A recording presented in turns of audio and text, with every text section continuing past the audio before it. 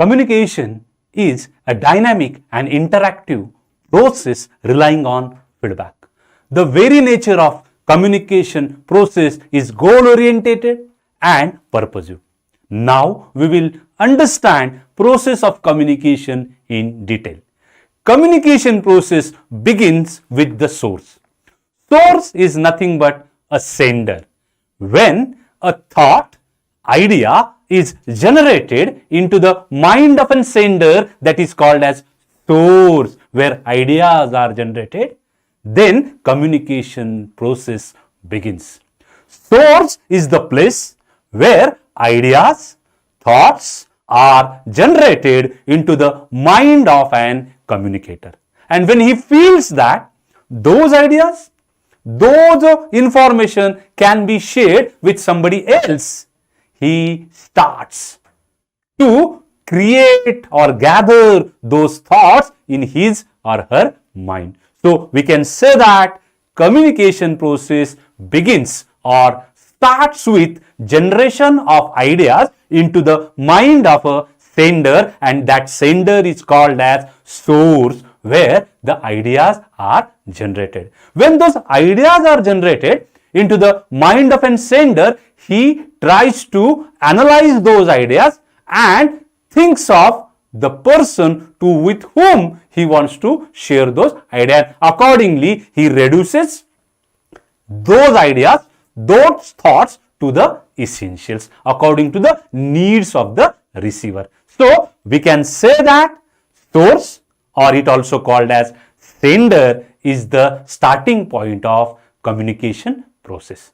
Now when the sender wants to communicate or sender wants to share his thoughts and ideas with the other person, he has to create meaning, or he has to create a message of what he wants to communicate to the other person. So giving meaning, giving symbol, or logically arranging ideas, thoughts in a written form or in an oral form or in a non-verbal form is called as encoding of the message. See, in the first step, ideas are generated into the mind of a sender.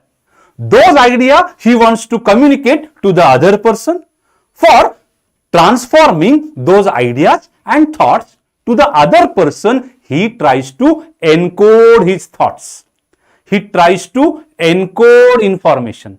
And how he encodes information? He gives meaning, he gives symbols, he gives signs. He logically arranges his thoughts so that it will be converted into a message and that can be shared with the other person.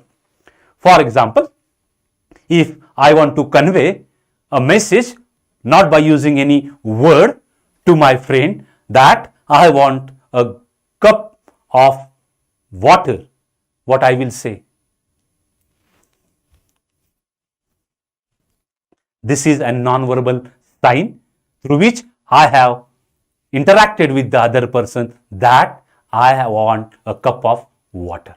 So, whenever thoughts come into the mind of a sender, by using encoding, we will convert those thoughts into some logical form, and converting thoughts, ideas which has to be transformed from one person to the other person into a logical form, into a symbolized form, is called as encoding. Encoding of the thought, encoding of the idea can be done in English, can be done in Marathi, can be done in any language, but the condition is the person to whom that idea has to be shared must know that language. And once again, that encoding may be oral or that encoding may be an written.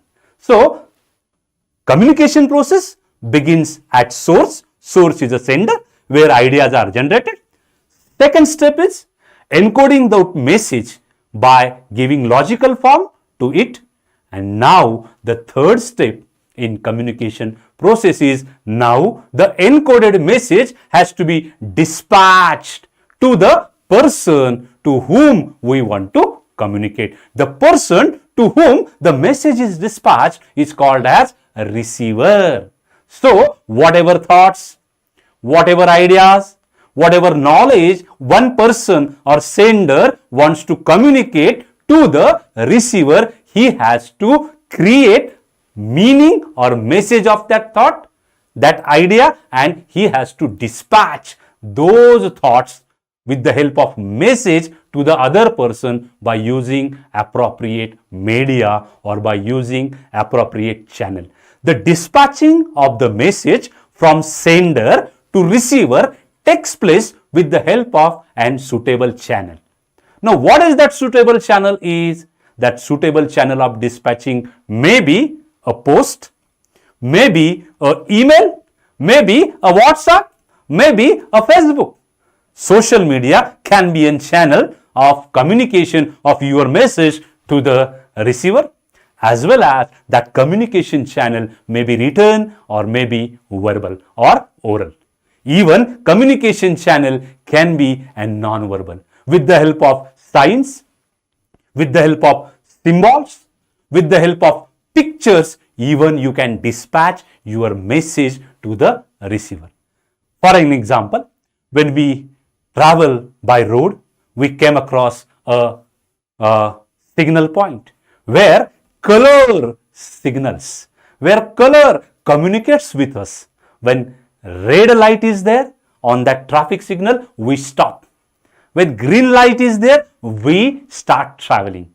So, color is the mode or the media through which the communication happens.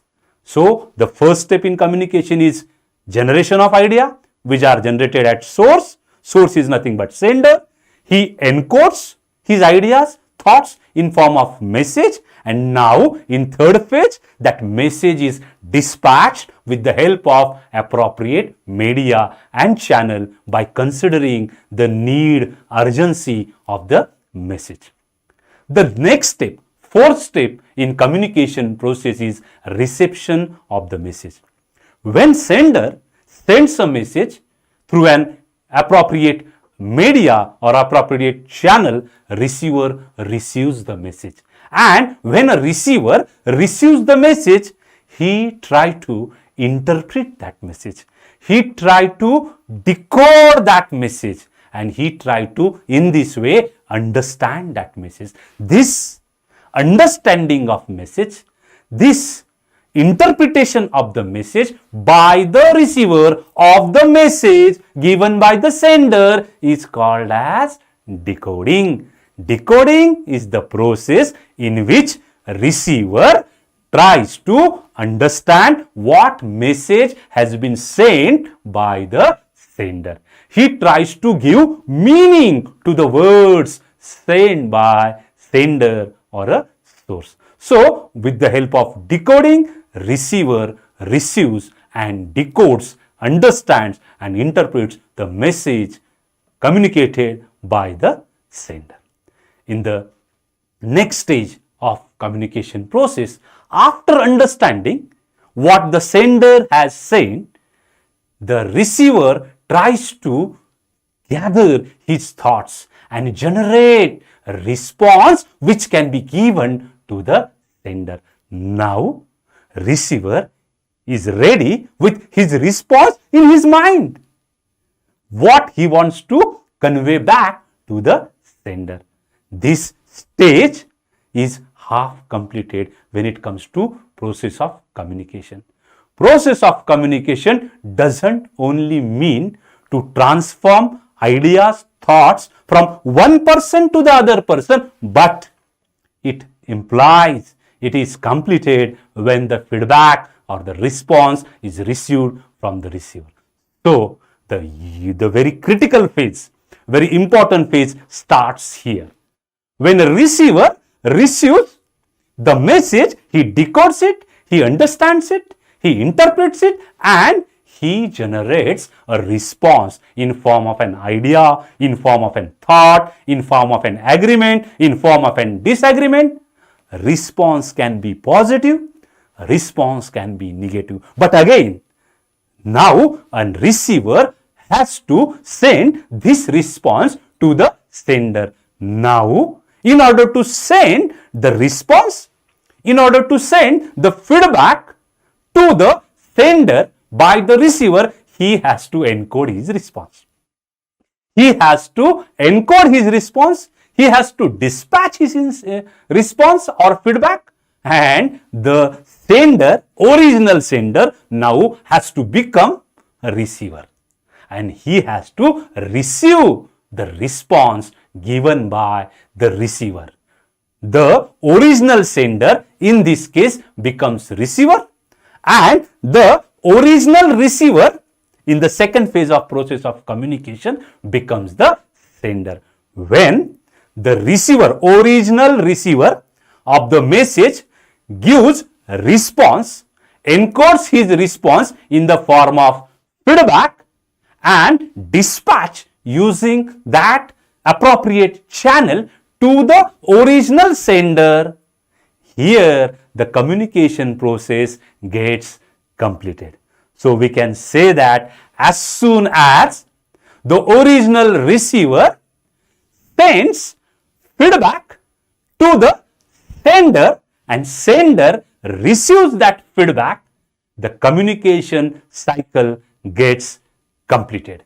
And a successful communication is the communication in which receiver understands the message in the same intention sent by the sender. And if he accordingly provides feedback to the sender, then sender can understand that whatever message, whatever thought he has been transformed from his side to the receiver side has been fully understood by the receiver.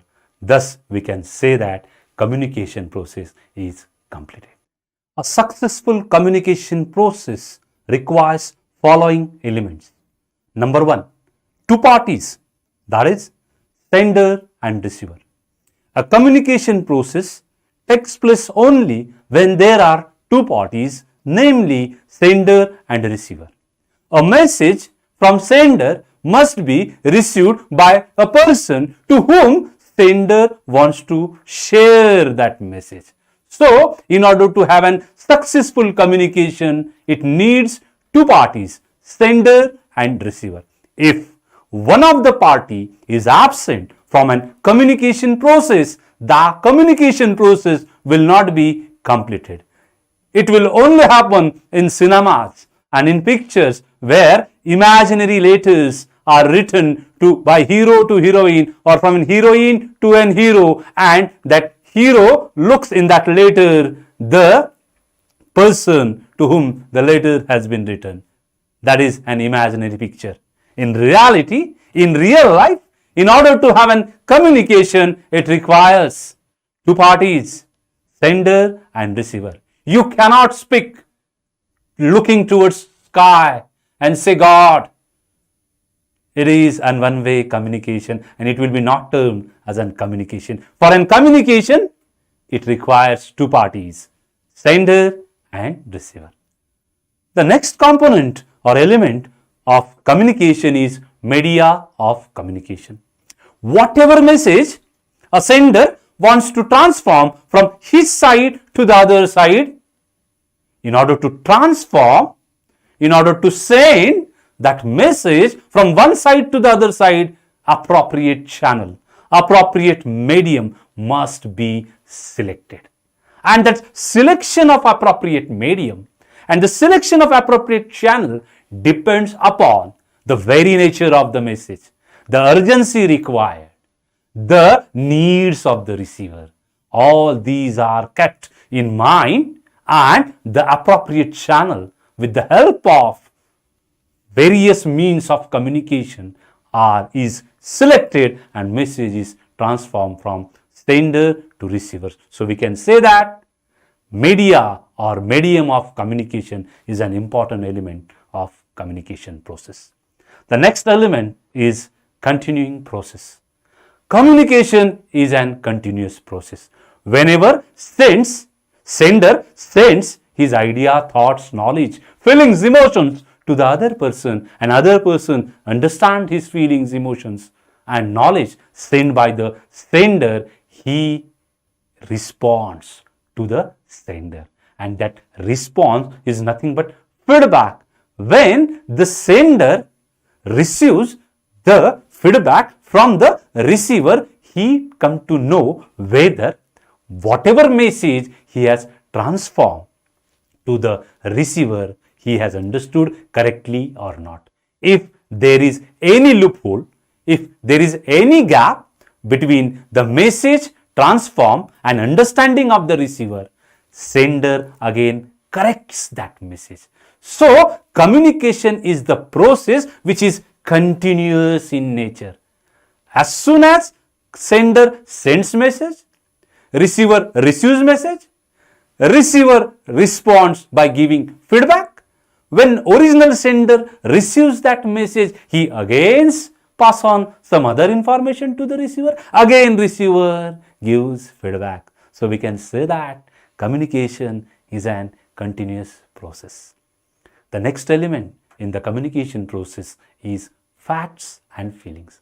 In a communication process, information, knowledge, facts, feelings are shared. And those feelings may be shared not only means of verbal but non-verbal way also. Whenever feelings are shared and when the feelings are shared with the help of written means, it has low significance. But with the help of non-verbal things like body language, facial expressions and gestures, postures, these emotions, these feelings can be sent very effectively, and therefore it is said that communication involves sharing of feelings. Communication involves sharing of facts with the other person. When a salesperson submits a report to his boss, he is sharing facts. So, communication involves sharing of facts and feelings. Noise. Noise is another element in a communication process. Though senders say that I have communicated what I want to communicate to the other person, and receiver says that yes, I have received whatever you want to say. But it doesn't mean that receiver is agreed with what sender is saying. This is what is called as noise in the communication. Though receiver have understood the message given by the sender, but it doesn't mean that receiver is fully agree with the sender. His disagreement with the message is also a kind of response. His disagreement with the message sent by the sender is also one kind of a noise which is necessary in a communication process. Communication process consists of an all-pervading activity. Communication process is a two-way affair. Communication process involves sending message, receiving message, encoding message, decoding message. Messages are encoded, messages are decoded again and again. Sender, receiver, environment, all the elements are involved in that process, and therefore it is said that it is all pervading activity. And the last element in communication process is feedback. It is said that without feedback, communication process cannot be completed. Feedback is one of the most essential elements in an communication. If there is no feedback in communication, then that communication cannot be termed as successful or a complete communication. Though feedback may be a positive, though feedback may be a negative, but positive feedback or a negative feedback is the sign of completion of communication process. And therefore, the most important element in a communication process is feedback in the communication process.